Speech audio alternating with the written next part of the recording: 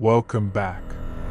Today we tell the story of the most feared battleship of Nazi Germany, the giant that haunted the Arctic convoys and forced the Royal Navy to dedicate enormous resources just to keep her contained.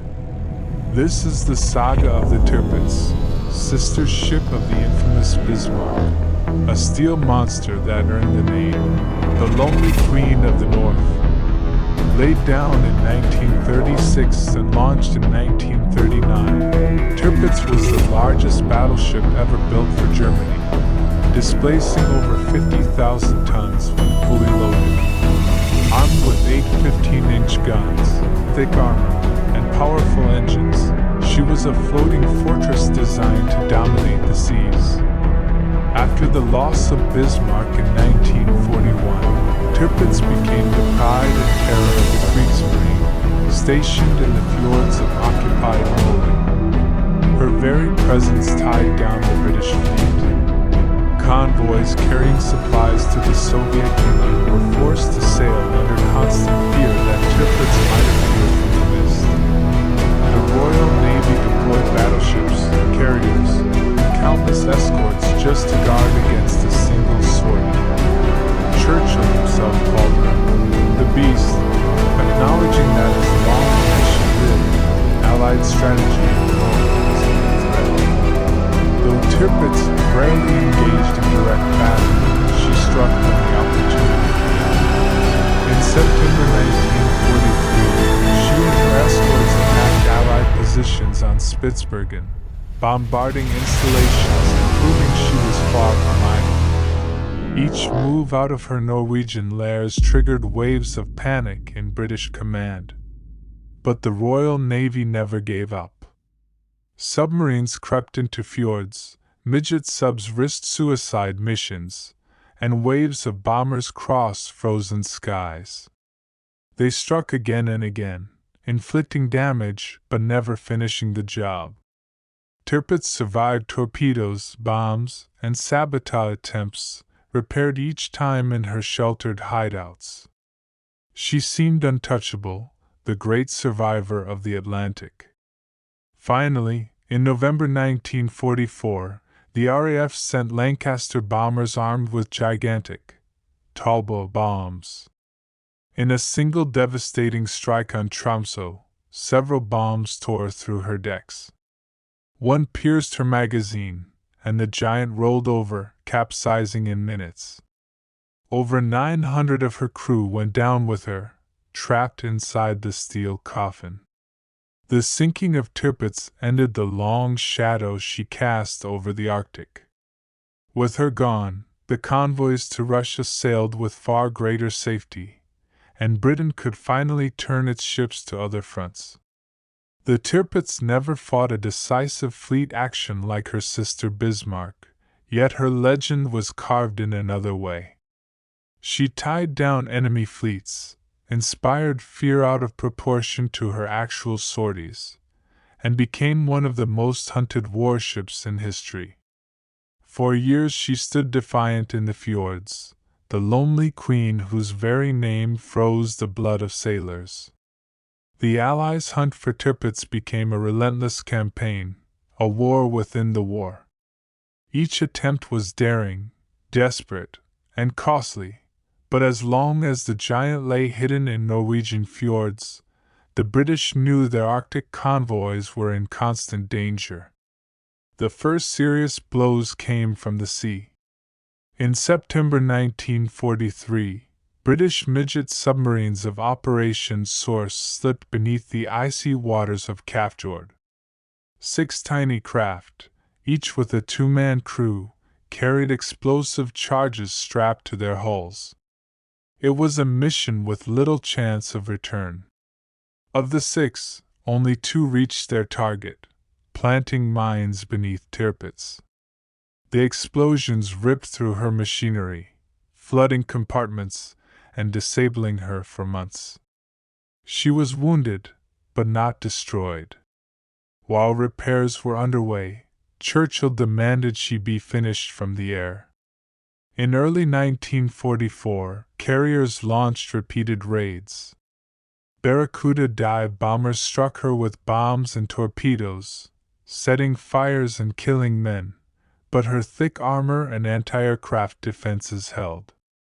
Each time she was battered, German crews worked day and night to bring her back to life. To the Allies, she seemed invincible. Then came the Royal Air Force. By mid-1944, the Lancaster bombers of No. 617 Squadron, the famed Dam Busters, were equipped with Barnes-Wallace's massive 12,000-pound Tallboy bombs designed to pierce hardened targets. In September, a raid near Alt of Jord hit her with one Tallboy, smashing through her armor and causing severe flooding. Yet again, the Germans patched her up. The end came in Operation Catechism, November 12, 1944. 32 Lancasters flew through Arctic skies to Tromsø, where Tirpitz lay at anchor as a floating battery. This time, the attack was perfect. Several Tallboys found their mark. One penetrated deep into her magazine, triggering a cataclysmic explosion. Within minutes, the giant heeled over, capsized, and trapped more than 900 men inside her overturned hull. Only a handful survived. For the Royal Navy, the sinking was both a triumph and a relief. For years, Tirpitz had forced them to guard convoys with massive fleets, consuming resources and nerves. Now, at last, the beast was gone. Though she never fought a fleet action like her sister Bismarck, Tirpitz became one of the most hunted ships in history. Her story is one of endurance, fear, and relentless pursuit. She was the last great battleship of Germany, standing lonely in the fjords until the day the bombs finally found her.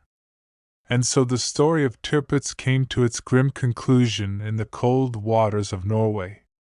For 4 long years she had been more than a warship, she was a weapon of fear, a floating fortress whose very presence forced the Allies to divert entire fleets, carriers, and air groups just to keep her contained. She fired her guns in anger only a handful of times, yet her shadow stretched across the Arctic, altering the course of strategy and convoy operations. To the Germans, she was the last great hope of surface power, a symbol that the Kriegsmarine still possessed steel giants to challenge the seas. To the British, she was the beast, a target that consumed endless plans, missions, and daring raids. Submariners risked their lives in cramped midget boats. Pilots braved freezing skies and walls of anti-aircraft fire, and strategists obsessed over her every movement. When the Tallboy bombs finally struck home in November 1944, the long hunt ended in a single, catastrophic moment. The giant capsized, smoke and fire rising over Tromsø fjord, her crew fighting to escape the steel trap as she rolled. 900 never made it out, sealing with her a legacy of tragedy and terror. Yet Tirpitz did not die forgotten. Her wreck became a symbol, her name etched into the annals of naval history.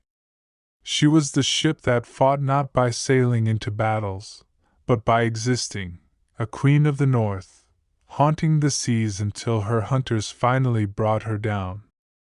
The saga of Tirpitz is a reminder that in war, sometimes the greatest power of a ship lies not in what she destroys, but in the fear she inspires and the forces she binds in place. For years she held the Allies in suspense, and even in death, she remains one of the most legendary battleships ever built. The wreck of Tirpitz remained a scar in the fjords long after her sinking. For years, her overturned hull was a grim reminder of the price paid by her crew and the desperation of the Allies to destroy her. Salvage operations began in the late 1940s and continued into the 1950s, cutting away sections of the massive hull for scrap. Each plate of steel hauled away was a fragment of history, a piece of the once feared, lonely Queen of the North. Yet her memory could not be scrapped.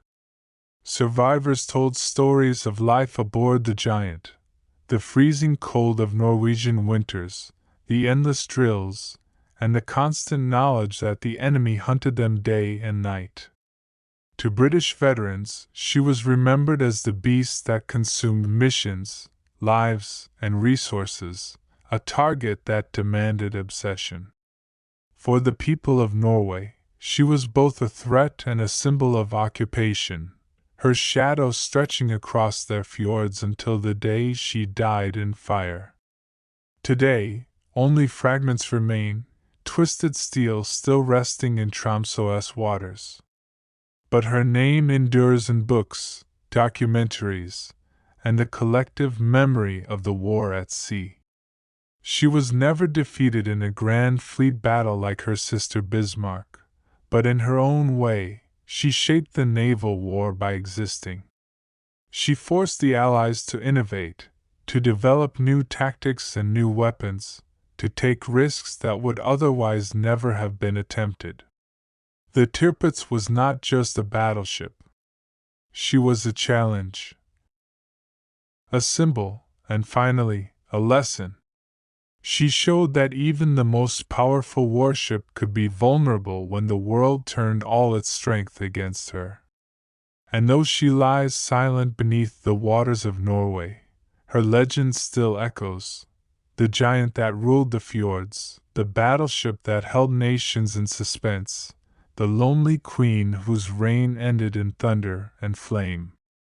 And so the saga of Tirpitz closed not with glory in battle, but with a slow death under relentless pursuit. For years she had been more than just steel and guns. She was a phantom of the Arctic, forcing the Allies to fight not only for convoys but for freedom of the northern seas.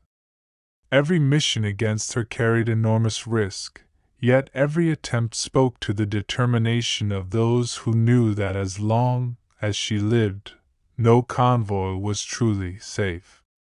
Her career is one of contrasts. She was immense yet isolated, powerful yet rarely unleashed. A symbol of Germany's naval might, yet ultimately a prisoner of her own fjords.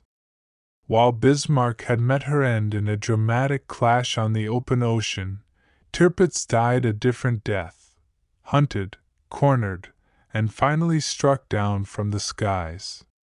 But in her long shadow, important lessons emerged. She showed how fear alone could act as a weapon, pinning down fleets, draining resources, and shaping strategy. She revealed the rising dominance of air power, for in the end, no battleship, no matter how strong, could withstand bombs falling from the stratosphere. Today, her rusting remains lie beneath Norwegian waters, but her story still stirs imaginations. To sailors she was a reminder of vigilance. To historians she remains one of the greatest fleet in being, examples of the modern era. And to the world she is remembered as the lonely Queen of the North, proud, defiant, and doomed. The legend of Tirpitz is not just about the ship itself, but about the struggle it represented, the clash between old power and new, between steel giants and the weapons that would eventually replace them. Her story endures as one of the most dramatic chapters in naval history, a tale of fear, endurance, and the inevitable fall of even the mightiest warships.